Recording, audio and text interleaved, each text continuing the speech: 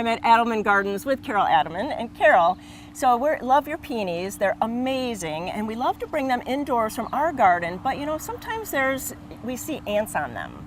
And so explain about the ants. There's a lot of people out here that want to take those flowers indoors, but they're just nervous about ants. Well, the plant sends a sugar substance up to the bud to help it to grow and develop. And if it sends too much, it goes to the outside of the bud, and the ants are like the kids. They're there for the sugar. When the sugar's gone, they're gone. They don't help the plant. They don't harm the plant. They just are there for the sugar. And so can we bring them in without bringing those ants in? Do you have a little tip? One way is you can cut them in bud before they're totally open, before the ant got inside.